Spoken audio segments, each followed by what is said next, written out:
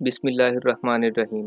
ناظرین، جیسا کہ آپ جانتے ہیں کہ سورہ الگ کا پہلا حصہ جو کہ سورہ الگ کی پہلی 5 آیات پر مشتمل تھا، حضور صلی اللہ علیہ وآلہ وسلم پر پہلی وحی کی صورت میں نازل ہوا۔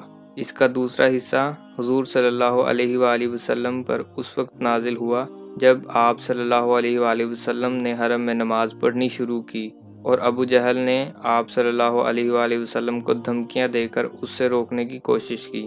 السلام علیکم، میں ہوں محمد کامران اور آپ سب کو نالج کی پہلی سیریز دی لائف آف محمد صلی اللہ علیہ وآلہ وسلم کی ایک اور قسط میں خوش آمدید۔ اس سفر میں ہمارے ساتھ شامل ہونے والے دوستوں سے گزارش ہے کہ ہمارے چینل کو سبسکرائب کریں، ویڈیو پسند آنے کی صورت میں اسے لائک کریں، اپنی قیمتی رائے کا اظہار کمنٹ باکس میں کریں۔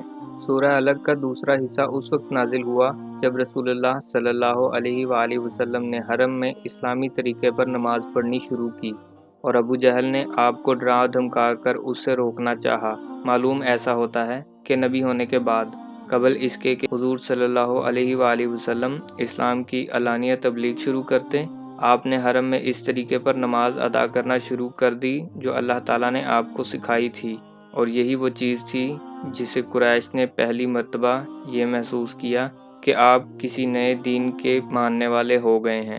دوسرے لوگ تو اسے حیرت ہی کی نگاہ سے دیکھ رہے تھے، مگر ابو جہل کی رگ جاہلیت اس پر بھڑک اٹھی اور اس نے آپ صلی اللہ علیہ وآلہ وسلم کو دھمکانا شروع کر دیا کہ اس طریقے پر حرم میں عبادت نہ کریں۔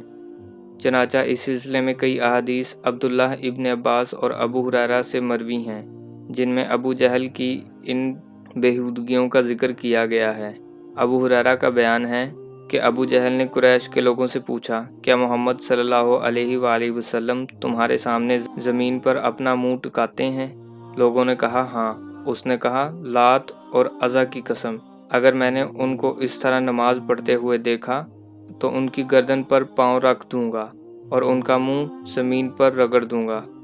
پھر ایسا ہوا کہ حضور صلی اللہ علیہ وآلہ وسلم کو نماز پڑھتے دیکھ کر وہ آگے بڑھا تاکہ آپ کی گردن پر پاؤں رکھے، مگر یکایک لوگوں نے دیکھا وہ پیچھے ہٹ رہا ہے اور اپنا منہ کسی چیز سے بچانے کی کوشش کر رہا ہے۔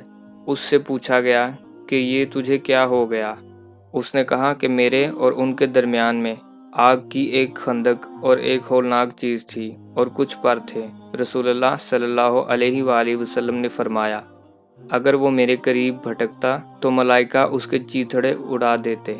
ابن عباس کی روایت ہے کہ ابو جہل نے کہا کہ اگر میں نے محمد صلی اللہ علیہ وآلہ وسلم کو کعبہ کے پاس نماز پڑھتے دیکھ لیا تو ان کی گردن پاؤں تلے دبا دوں گا۔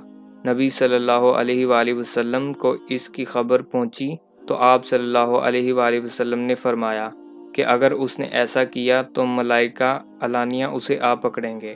ابن عباس سے ایک اور روایت ہے کہ رسول اللہ صلی اللہ علیہ وآلہ وسلم مقام ابراہیم پر نماز پڑھ رہے تھے۔ ابو جہل کا ادھر سے گزر ہوا تو اس نے کہا کہ اے محمد، میں نے تم کو اس سے منع کیا تھا، اور اس نے آپ کو دھمکیاں دینی شروع کی۔ جواب میں رسول اللہ صلی اللہ علیہ وآلہ وسلم نے اس کو سختی کے ساتھ جھڑک دیا۔ اس پر اس نے کہا کہ اے محمد، تم کس بل پر مجھے ڈراتے ہو؟ خدا کی قسم، اس وادی میں میرے حمایتی سب سے زیادہ ہیں۔ انہی واقعات پر اس سورت کا وہ حصہ نازل ہوا جو کلا ان الانسان لیطغی سے شروع ہوتا ہے۔ قدرتی طور پر اس حصے کا مقام وہی ہونا چاہیے تھا جو قرآن کی اس سورت میں رکھا گیا ہے، کیونکہ پہلی وحی نازل ہونے کے بعد اسلام کا اولین اظہار حضور صلی اللہ علیہ وآلہ وسلم نے نماز سے ہی کیا تھا، اور کفار سے آپ کی مڈبھیر کا آغاز بھی اسی واقعہ سے ہوا تھا۔ اگلی ویڈیو تک اپنے دوستوں اور رشتہ داروں کا خیال رکھیے۔ تب تک کے لیے اجازت دیجیے۔ اللہ حافظ۔